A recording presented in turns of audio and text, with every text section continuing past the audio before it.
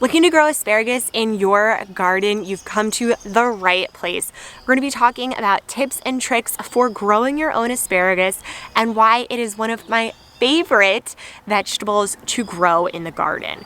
First off, asparagus is a wonderful plant. It is known as a perennial, which means that it comes back every year. And asparagus can grow for 10, 20, even more years in your garden if given the right nurture, care, and love. And that's why it's important to know the tips and tricks for growing asparagus so that it will come back.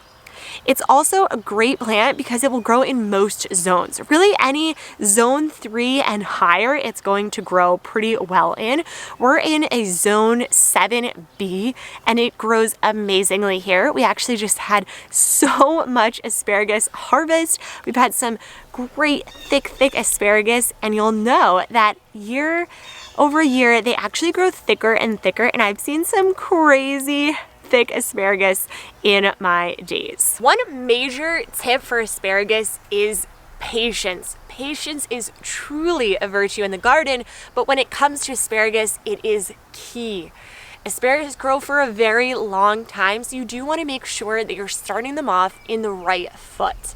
And that means, first off, you can either be planting them via seed, which we do have some via seed here. I'll show you this little guy right here is from seed. You can also buy them as a plant or a seedling, which I've definitely seen some people do. I think it's honestly pretty easy to grow them from seed. So if you're gonna do as a seed or just buying a plant, I would definitely suggest seed because it's very easy and affordable. And then another way that you can start asparagus is bare root. And this is one of the best hacks in asparagus growing because it gives you a more mature asparagus. So you'll get a much thicker, mature, ready to eat asparagus right from the start. We start with a 2 or 3 year old bare root asparagus, and after a year or two, you're gonna get some nice thick asparagus that you can go ahead and eat right away. Patience is important with asparagus because you really don't want to be picking and eating them the first 2 years. This is because you really want them to develop their rooting systems into the ground and make sure that they're going to be the best to actually eat. So the first 2 years, you're really gonna wanna let them grow and grow up to seed. You'll see they start to grow nice, big, bushy, and that's what you're gonna wanna do the first 2 years. So you're gonna need the patience to actually wait for them. If you do get them bare root, usually what you're going to do is you're going to get them, they're gonna look a little octopusy. You will dig basically a trench within your garden bed, and then you will take the octopusy legs and put it around. You can also just lay them sideways along, and they do say to space them out pretty well, although we've crammed a lot in this box and have still had a lot of great success. So I'd say just kind of separate them by the tail of their roots if you're buying the bare root, and you should have enough space between them. Once you do actually start to get them, you do want to make sure that you are picking them relatively quickly. So once they do actually start to sprout in your garden, you either need to pick it, or if you wait too long, it will actually then go to seed and then you cannot pick it. So you're gonna wanna make sure that once it's right about ready, once it's a nice thick, pencil thickness is honestly pretty thin. I would say like once it's the size of like your pinky finger or your index finger, depending on how thick your fingers are, you can start to pick them. I would just let them grow out a nice bit, maybe 5 to 8 inches long, and then you can go ahead and pick them. The trick with asparagus is you either need to pick them often and early, so once they do get to around that 8 inches, or you just want to let them grow out and grow to seed. Once they do actually grow out, so especially with those newer asparagus, so the first 2 years you're going to let them seed out like this. They'll probably grow really big and bushy, and you're going to just leave them like that.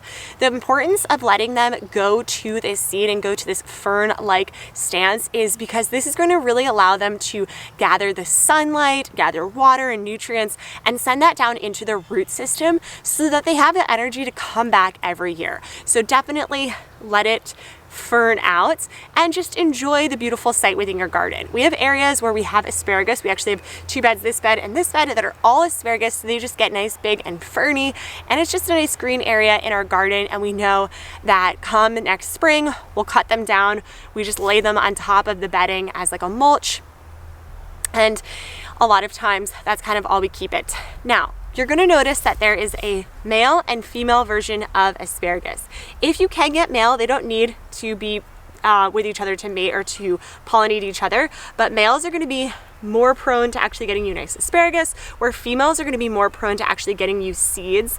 I don't have any seeds here yet because it's not ready for seeds yet, but I can see like little tiny, very tiny pods starting to form. So they'll create these little like red pods that are filled with seeds. You can use those and seed your garden with it also when you just lay them out. So then we'll get kind of more asparagus within our bed and it'll just keep growing. I love these because you can put them in little nookies and crannies. They'll just come back every year, or you can create a nice big box like we have here.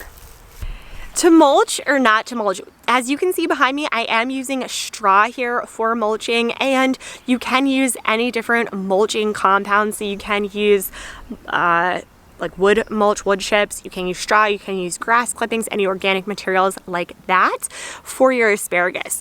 We're using straw because we like to use it within our garden. It's one of my preferred mulching methods. I have a whole video on it, which I will link down below if you're interested in learning more about mulching in your garden and how to use straw to mulch in your garden.